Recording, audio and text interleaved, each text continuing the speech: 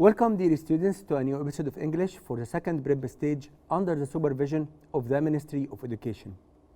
أهلا بكم أعزائي طلبة وطالبات الصف الثاني الإعدادي وحلقة جديدة من حلقات اللغة الإنجليزية تحت رعاية وإشراف وزارة التربية والتعليم.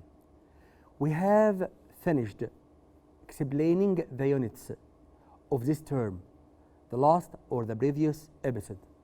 احنا الحمد لله انتهينا من دراسة اليونتس أو الأجزاء الخاصة بالوحدات الخاصة بالترم الأول في الحلقة السابقة. I think this episode is one of the most important one أو episodes. يعني أعتقد الحلقة دي هتبقى أهم أو إحدى أهم الحلقات الخاصة باللغة الإنجليزية. We are going to take an example of the test. هناخد مثال للامتحان which is found in your workbook.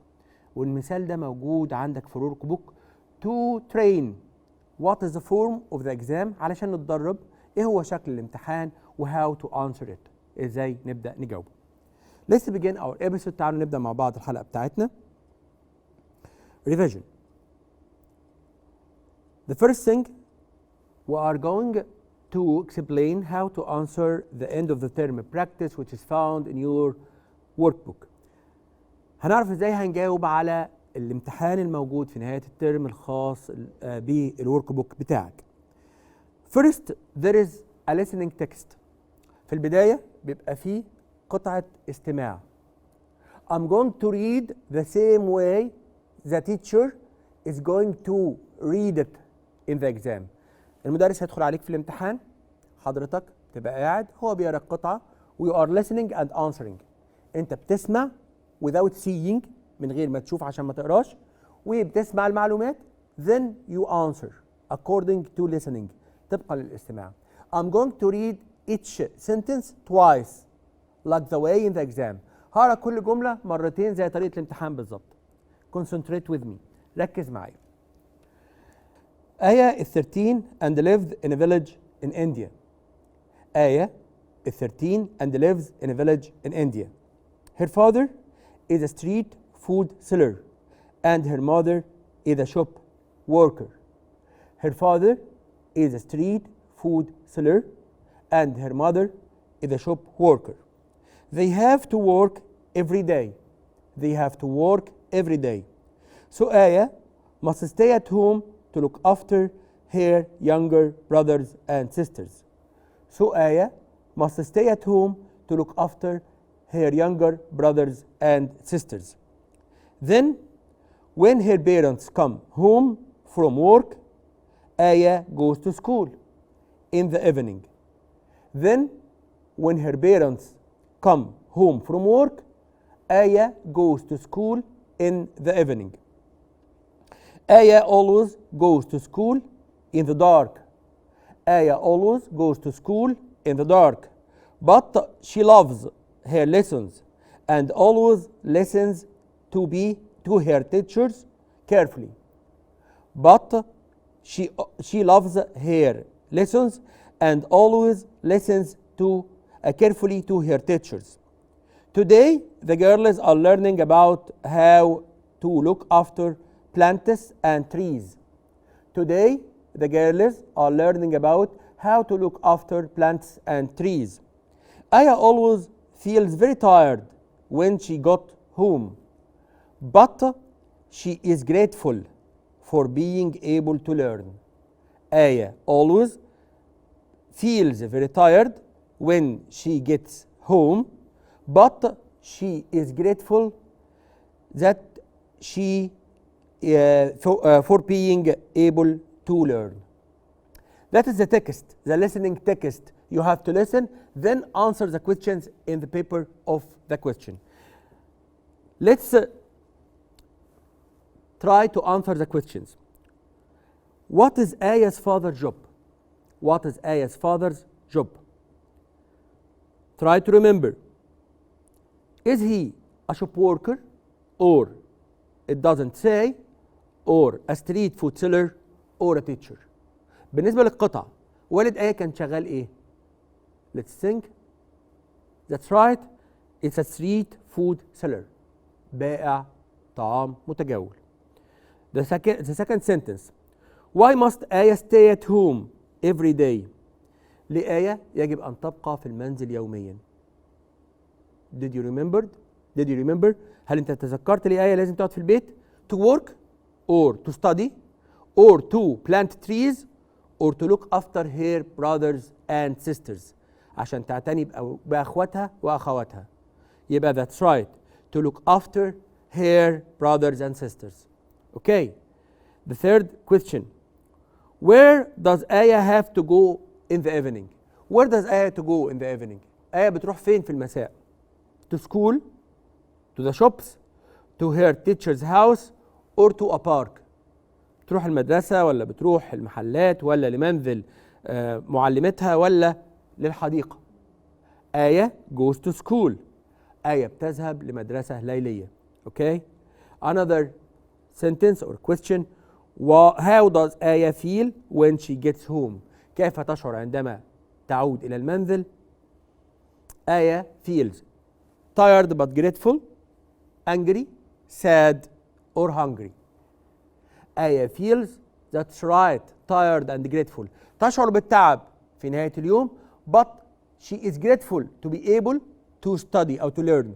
ولكنها ممتنة وبتشكر ربنا إن هي قادرة تتعلم. يبقى she is tired but grateful.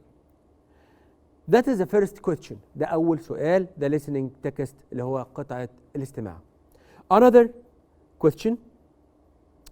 It's about completing the dialogue اللي هو with depends in the vocabulary اللي بيعتمد على المفردات اللغوية. منال says I can't come to your family party next weekend because my grandfather is in hospital. مش هقدر اجي والله الحفلة بتاعتك الأسبوع الجاي عشان جدي في المستشفى. ليلى said I am to hear that. I am to hear that. I am ايه؟ I am نكمل. What do you ليلى؟ What do you ليلى؟ نكمل. I mean I'll buy him something that you can take to hostel. Another sentence. منال said don't we buy him something together. ليه ما نشتروش الحاجة دي مع بعض؟ Then that's an interesting. بعدين space. What can we get him? Another sentence. منال said we buy him a magazine to read. This is the way to answer the dialogue. دي الطريقة اللي بجاوب بيها على الديالوج. First, I have to read the whole dialogue or the conversation without answering it. To understand what they are talking about. لازم أقرأ الديالوج كله الأول أعرف بيتكلموا عن إيه. منال's grandfather is in hospital. جد منال في المستشفى. They are going to buy him something. هيشتروا له حاجة and they are going to visit him. Then we are going to take each two sentences together to answer. هناخد جملتين مع بعض علشان نجاوب. يبقى الجملة الأولانية مش هقدر أجي عيد ميلادك. الجملة الثانية قالت لها I am to hear that. منال I'll get something. أنا إيه على الجملة اللي قلتها لي إن جدك في المستشفى وهجيب حاجة. أنا إيه؟ Yes that's right. I'm sorry. أنا أسفة لسماع هذه الأخبار.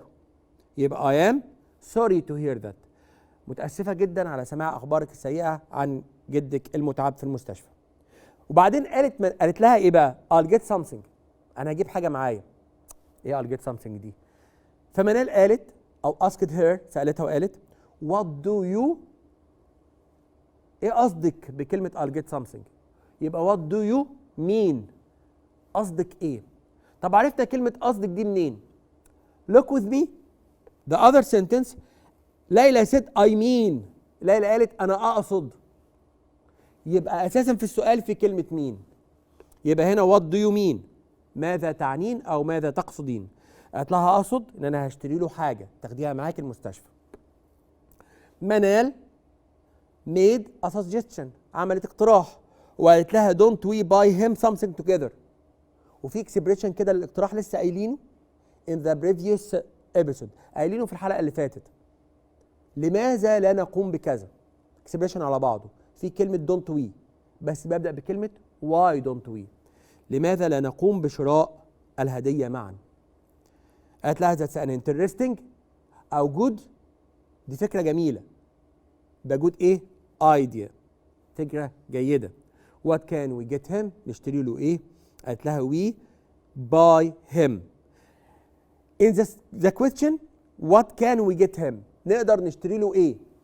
فهتقول لها ممكن نشتري له، نقدر نشتري له، يبقى we can buy him. we can buy him a magazine. we take two answers from the dialogue. the word mean is answered and I put it in the question. كلمة مين موجودة في الإجابة فحطيتها في السؤال. كمان the word can أو the verb can، كلمة can يقدر موجودة في السؤال. I used it to complete the answer. we can. يبقى you have to understand mainly what they are talking about and to try to find the suitable words. لازم تفهم هم بيتكلموا عن ايه ونحاول نشوف الكلمات المناسبة. Now we are going to read a text أو the comprehension and answer the questions. In 1925, a British adventurer called Leonard Woolley was exploring a palace in ancient Babylon, which is located in Iraq today, when he discovered a strange collection of objects. في مغامر اسمه ليونارد وولي كان بيستكشف أحد القصور الموجودة في مدينة بابل القديمة اللي هي تعرف بالعراق حاليا، واكتشف مجموعة غريبة من الممتلكات أو المقتنيات. The objects all had labels on them, and Woolley realized that this was probably the world's first ever museum. كل المقتنيات أو الأشياء اللي اكتشفها كان عليها ملصقات. فولي اكتشف ان ده ممكن يكون اقدم متحف عرفه التاريخ او الانسان. وولي knew that rich people in the past used to collect special objects in their houses. وولي عارف ان الناس في الماضي كانوا بيحبوا يقتنوا الحاجات الغالية ويحطوها في منازلهم. In Babylon, the palace was the home of the princess Engalidi in the year 2000 BCE. بيقول ان المنزل او القصر اللي تم اكتشافه ده كان مملوك للاميره انيجاليدي في عام 2000 قبل الميلاد. Some of the objects however were about 1500 years older. وبعض المقتنيات الموجوده في منزل انجاليدي او في قصر انجاليدي كان عمره 1500 سنه اقدم من عمر القصر نفسه. Woolley didn't know much about Princess Engalidi, but he learned that people were interested in history in the past as much as they are interested in it today. هو ما يعرفش حاجة أو معلومات كتير عن الأميرة إنجاليدي، ولكن عارف إن الأميرة كانت بتحب اقتناء المقتنيات القديمة أو التاريخية زي ما احنا بنعمل حاليا في عصورنا الحالية. Isn't that fantastic؟ أليس هذا شيء رائع؟ يعني احنا نعرف إن الناس القديمة أو الناس اللي في التاريخ كانوا بيحبوا يقتنوا برضو المقتنيات التاريخية اللي عندهم. Let's know the questions and begin to answer. تعالوا نشوف الأسئلة ونعرف إجابتها. What was Leonard Woolley exploring in 1925؟ كان بيستكشف إيه ليونارد وولي؟ أولاً ليونارد وولي was exploring a palace in ancient Babylon. كان بيستكشف قصر في بابل القديمة. Why did he think the objects were from a museum؟ ليه كان بيعتقد ان الحاجات اللي استكشفها ديت كانت جايه من متحف او هي في متحف؟ Yes, because all the objects had labels. لان كل المعروضات كان عليها ملصقات بالاسم والتعريف بالمعروض ده او الشيء ده عباره عن ايه. On them. يبقى all the objects had labels on them. Now we are going to choose the correct answer from A, B, C or D. هنختار الإجابة الصحيحة من A, B, C or D. Okay. Some of the objects in the museum were بعض المقتنيات في المتحف كانت about 2000 years old or the same age as the palace or newer than the palace or a lot older than the palace. بعض المقتنيات اللي كانت جوه هذا القصر كانت في نفس عمر القصر ولا أحدث من عمر القصر ولا أقدم من القصر ولا عمرها عموما هو قال لي إن عمرها 2000 سنة. لا، المقتنيات were older than the palace، كانت عمرها أقدم كتير من عمر القصر. Because the people liked to own things from the history. كان الناس بتحب تاخد أشياء من التاريخ أو من الماضي، فالحاجات الموجودة في القصر أقدم من القصر. Another question. What do you think word collection means? كلمة collections بيقول he found some collections أو strange thing about collections in the palace. إيه الcollections دي بقى؟ هل هي a palace ولا an invention أو innovation or things without names or things you keep together؟ collection collect يبقى things you keep together أشياء تجمعها معا. What did Leonard Woolley learn about people in the past? ليونارد ويلي عارف معلومة عن الناس اللي في الماضي. What did he learn؟ هو اتعلم ايه او عارف ايه؟ هل they all had museums كلهم كان عندهم متاحف؟ ولا they were interested in history كانوا مهتمين بالتاريخ؟ ولا they were all very rich هل كانوا كلهم أغنياء؟ ولا they were all fantastic كانوا كلهم رائعين؟ Yes, he knew that they were all interested in history. هو عارف إن كلهم مهتمين بالتاريخ. Before we going through our exam قبل ما نكمل في الامتحان بتاعنا we are going to take some remarks connected to the passive form. هناخد بعض الملاحظات الخاصة بالجزء بتاع الجملة المبنية للمجهول and we are going to explain it in the board وهنحطها أو نشرحها على البورد بتاعنا. Let's go.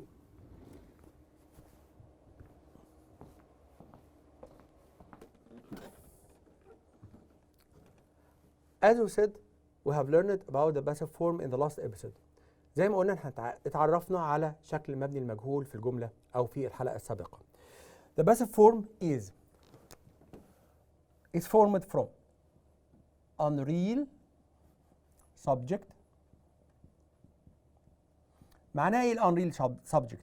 معناه ان الفاعل ده غير حقيقي اللي هو كان أصلا object، هو كان في الأصل مفعول. Then verb to be am is are plus past participle form. For example على سبيل المثال cotton is growing in Egypt. القطن يزرع في مصر. cotton can't grow القطن ما يزرعش يزرع. يبقى I have to think about the subject. لازم أفكر في الفعل اللي عندي ده. Can it do the action؟ هل يقدر يعمل الفعل ولا لأ؟ The cotton can't grow يبقى it's passive يبقى verb to be plus past participle form التصريف الإيه؟ التالت. طب look to this question. بص على السؤال ده.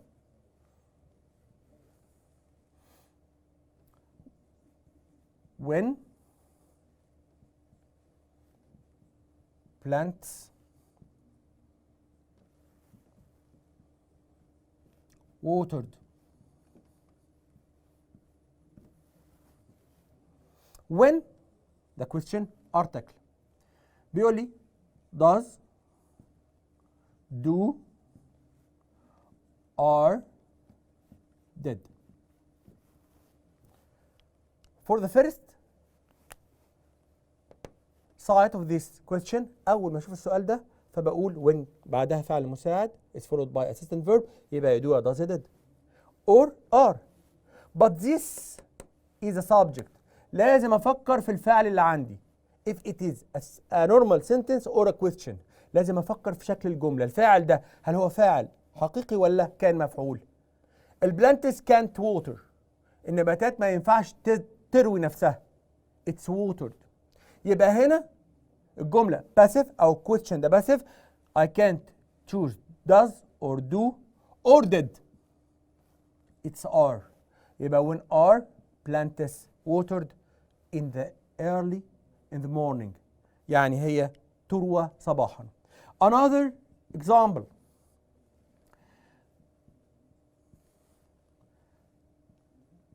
The match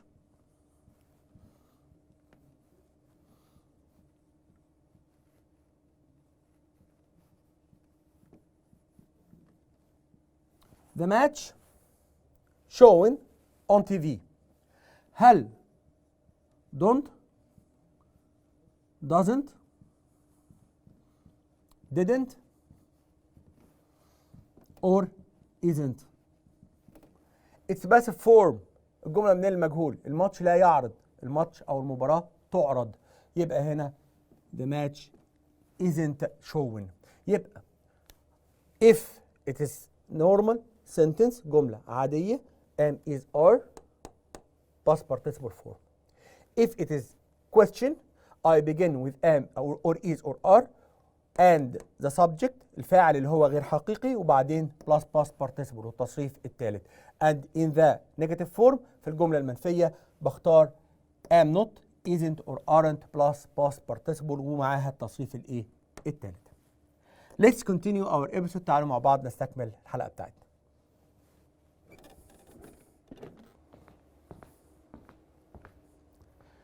Let's continue our episode. نستكمل مع بعض حلقتنا with another question in the test وسؤال آخر من أسئلة الامتحان. Choose the correct answer from A, B, C or D. اختيار الكلمة الصحيحة. The boys are waiting for the football match to start. الأولاد مستنيين المباراة عشان تبدأ. هنا excited, excitedly, exciting, excite. هم منتظرين. After the verb I use adverb. بعد الفعل بستخدم الظرف أو الحال اللي هو the adjective with ly. يبقى هنا they are waiting excitedly. هم منتظرين بحماس أو بانفعال. Another sentence. Where did your father أو your grandparents where did your grandparents أين يعيش أو كان يعيش أجدادك؟ هل lived ولا used to live ولا used to live ولا living؟ The question has did. السؤال فيه كلمة did. يبقى it's followed by the form أو the infinitive form of the verb. بعد did بيجي لي الفعل في المصدر على طول. يبقى هنا use to live. أين كان أجدادك معتادين على المعيشة أو كانوا يعيشون. While حسن it's a part of the grammar. While is followed by هل was walking ولا is walking ولا walked ولا walks. It's followed by past continuous form. بعد while بيجي زمن الماضي المستمر اللي هو yes that's right was or were. يبقى while حسن was walking to school he saw a famous squash player. Another sentence. The new book I bought is very interesting. I'll concentrate on the word book. هركز على كلمة book. يبقى the new book who, where, that or when. The book is a thing. الكتاب ده شيء والشيء is followed by يتبع بكلمة that or which. فهنا طبعا that. الكتاب اللي اشتريته كان ممتع. Another sentence. My favorite city in the mountain أو in the mountains. مدينتي المفضلة توجد أو تقع في الجبال. طيب. The form is passive form. شكل الجملة ده شكل جملة مبنية للمجهول. The city can't locate by itself. السيتي ما تقعش بنفسها، مش هي اللي بتحط نفسها في المكان. لا، ده وضعت في هذا المكان. يبقى هنا located ولا locates ولا is located ولا is locating. يبقى is located passive form and is are past participle form of the verb. Another sentence. Many people in the city live in a of flats. كثيرا من يعيشون في المدينة يعيشون في شقق في أبنية. هل هي black, block, chest house؟ Yes, it's block of flats. هي مجموعة من الشقق. Okay. How can you with somebody who doesn't speak your language؟ كيف يمكنك مع شخص لا يتحدث لغتك؟ يبقى كيف يمكنك التواصل؟ كلمة التواصل هل هي say, listen, tell or communicate؟ كيف يمكنك أن تتواصل؟ يبقى communicate. Another sentence. The mountain was very high and we all felt at the top because we thought we might fall. الجبل كان عالي جدا وكلنا شعرنا بإيه في القمة عشان كنا خايفين نقع. شعرنا بإيه؟ هل scared or scared, happy or pity؟ شعرنا بالرعب أو الخوف، يبقى we felt scared. Another sentence: you mustn't the objects in the museum. لا يجب أن الأشياء أو المعروضات في المتحف. لا يجب أن إيه؟ touch, belong to, relax or see. You mustn't touch. Another sentence: لا يجب أن تلمس المعروضات. The last sentence in this part، آخر جزء في الاختيارات: Karim's cousin is and never puts his books away. ابن عم كريم دايما ودايما ما بيرجعش الكتب بتاعته مكانها. فهو messy, cruel, serious or polluted. He is messy. هو فوضوي. Let's take another part of the questions. Does your sister like ice cream? Likes. I'm sorry. Does your sister likes? هنا the word likes plus s. Does is followed by the infinitive form، يبقى like. does موجودة في الجملة أو did أو do، لازم الفعل في المصدر. Another sentence: ده correct the underlined word. صحح الكلمة اللي تحتها خطأ. داليا isn't here because she plays tennis. She plays، هي مش هنا عشان بتلعب عموما ولا بتلعب حاليا؟ She plays for now أو at this moment، يبقى she's playing. Another sentence: the new hotel is more big than. Big is short syllable adjective. Big صفة قصيرة المقطع، ما تبقاش more big، تبقى bigger than، أكبر من the hotel. Another sentence: some children don't must wear a school uniform. It can't be. It don't have to wear a school uniform. The last text أو the last question: the paragraph. Write a paragraph of 50 words for each. هنكتب باراجراف كل من قطعتين، وكل جزء في الباراجراف مكون من 50 كلمة، يعني الباراجراف كله على بعضه 100 كلمة. Summarizing stories of the railway children and little princess. هتلخص في قصة الفتاة الأميرة الصغيرة وكمان أطفال السكة الحديد اللي احنا خدناهم. I have written an example for you but I want you to do it yourself. I'll let you read it while I'm finishing my episode. هخليك تقرا شوية عقبال ما انتهي من الحلقة بتاعتنا. We have taken how to answer the text أو the test. I'm sorry. خدنا في الحلقة دي ازاي نجاوب على الأسئلة الخاصة بالامتحان. And we have taken an example. خدنا مثال من أمثلة الامتحانات which is one أو the last thing in your workbook، اللي هو آخر شيء في الكتاب الورك بوك بتاعك، اللي هو the end of term practice، اللي هو التدريب الخاص في نهاية الترم. Thanks for you all. Till we meet again. Thank you and goodbye.